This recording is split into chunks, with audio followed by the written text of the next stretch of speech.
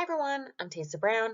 I'm the Silviculture Performance Assessment Specialist with the Forest Science Planning and Practices branch. I'm here with Ellery Tetz, our new Silviculture Reporting Specialist.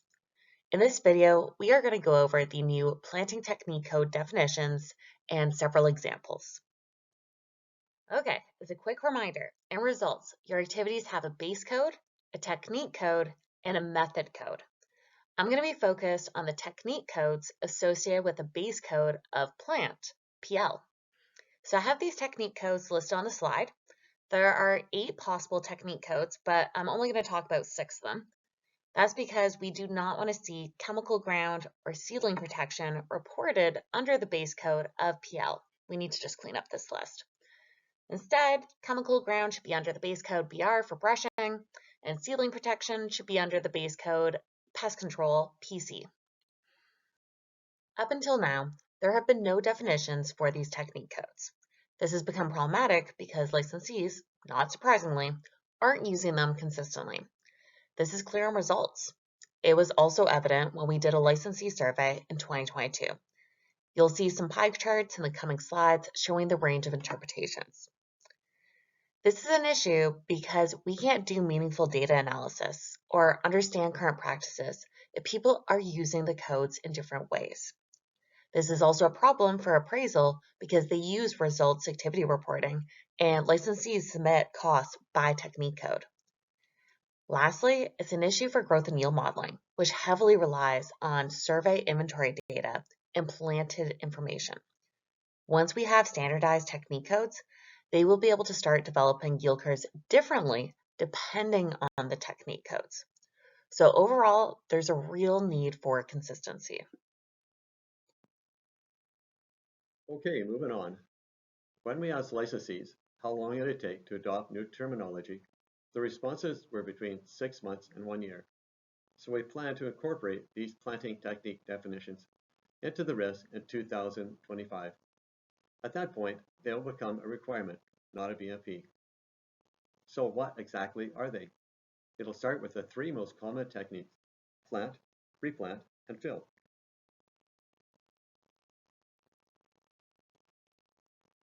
A plant is defined as completed planting density greater or equal to 80% of target stocking, which is the first plant at site. Replant is defined as completed planting density greater or equal to 80% of target stocking standard previously planted. And fill plant, completed planting density less than 80% of target stocking, first plant on site or previously planted. To distinguish between these 3, you need to compare the actual completed planting density to the free-growing target stocking standard. You also need to check if it's the first plant on the area or a subsequent plant. So to start, you'll ask if the planting density is greater than or equal to 80% of the free-growing target stocking standard. If your target is 900, that'd be 720 stems per hectare. If your target is 1200, the 80% threshold would be 960 stems per hectare. If your planting density is less than 80% of the target, then your planting technique will be a fill plant. If your planting density is greater or equal to 80% of the target, then you need to check if it's the first plant on the area. If it is, then it's called a plant. If it's not, if it's already been planted once or multiple times, then it's a replant. These technique codes can include road rehab areas, burn holes, or even slides if they're being planted at the same time as the main planting unit. This flow diagram will help determine which planting technique applies. Now, sometimes you're just planting the rehabilitated road or burn hole area, but not the surrounding area. In that situation, the codes may be different. So if your target area is specifically 1, rehab roads, 2, burn holes roadside, or 3, slide areas, you are not planting the surrounding area simultaneously.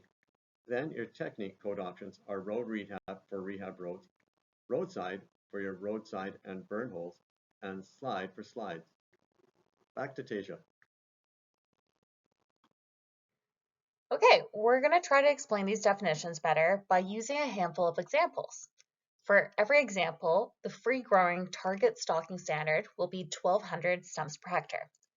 Now for this first example, we have a block that was planted to 1,200 stems per hectare, the target, in 2021.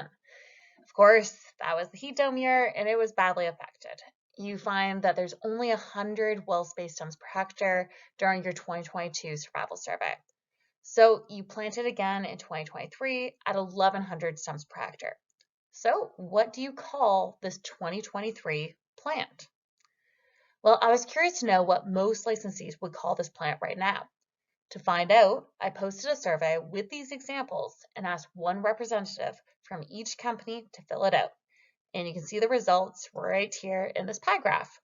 So clearly, most licensees would call it a replant. And that's good because we'll now be calling it a replant based on the definitions on the last slide.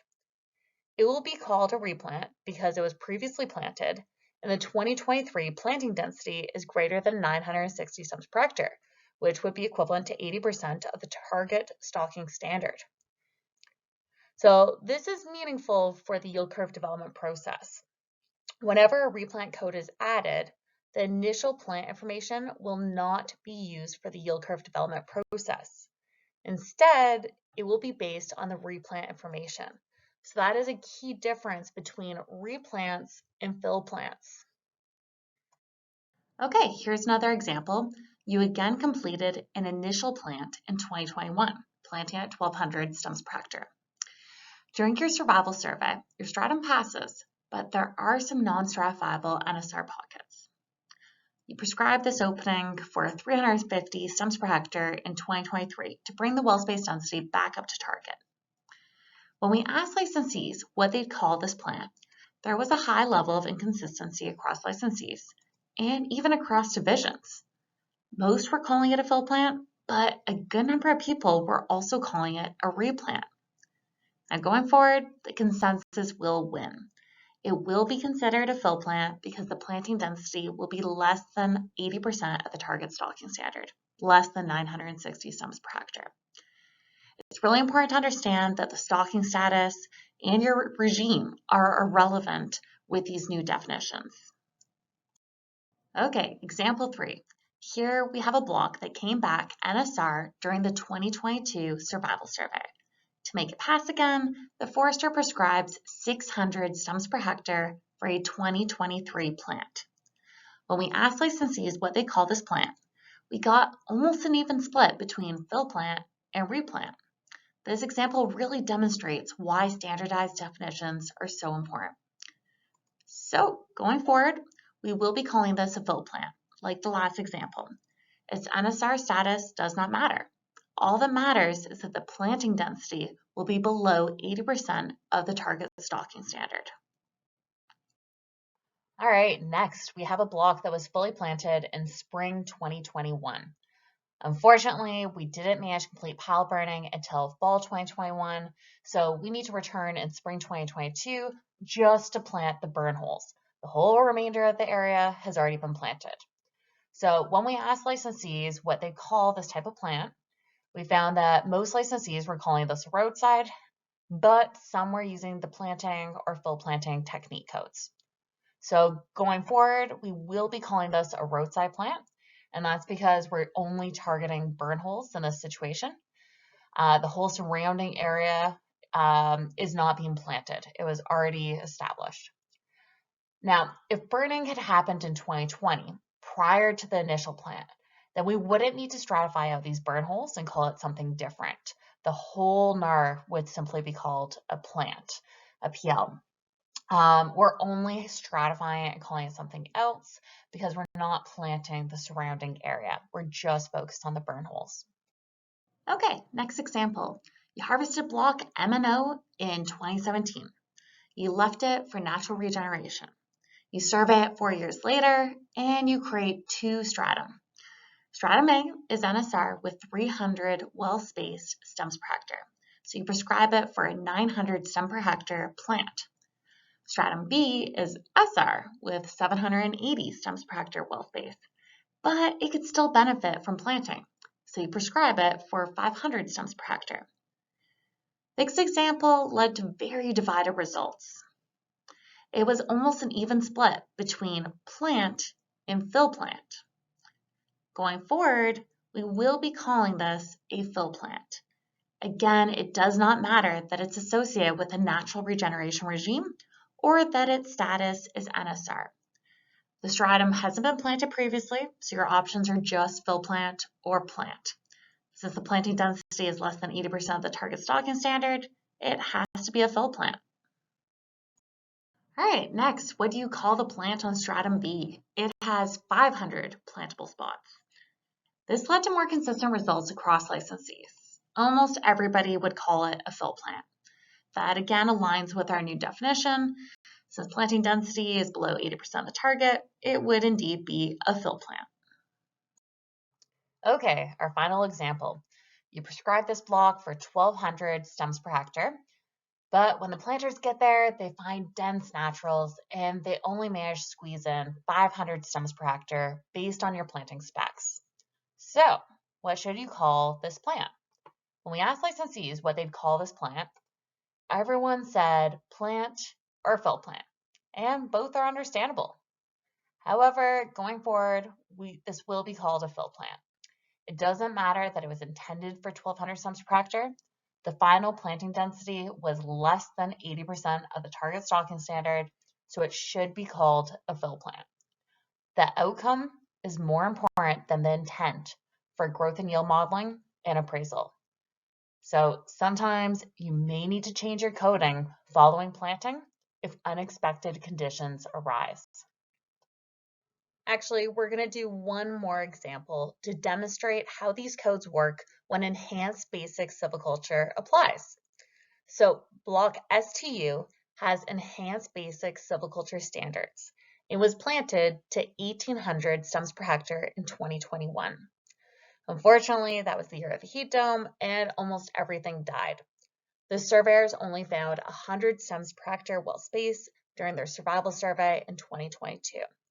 So they prescribe 1,100 stems per hectare for a spring 2023 plant to bring the opening back up to the free growing target stocking standard. So what should this planting activity be called? Well, this opening was previously planted, so it's either a fill or a replant. To distinguish between the two, we now need to compare the planting density to the free growing target stocking standard. So 1,100 stems per hectare divided by 1,200 equals 0.92. So this planting treatment will be classified as a replant. Now, if we had divided our planting density by the enhanced basic target planting density, or possibly a region delay target stocking standard, we would have classified this plant as a fill plant instead. So it's important to remember that these technique code definitions use the free growing target stocking standard. All right, that's it. Thanks so much for doing this training. If you have any questions, please reach out. I'd be happy to help answer any questions about why the changes are happening. For pretty much everything else, Ellery is your contact. He is the main point person now for all things results. So if you need to better understand how to actually implement these changes, how to adopt these BMPs, send him an email, give him a call. His contact info is on the slide. We're really grateful to have him in our team now.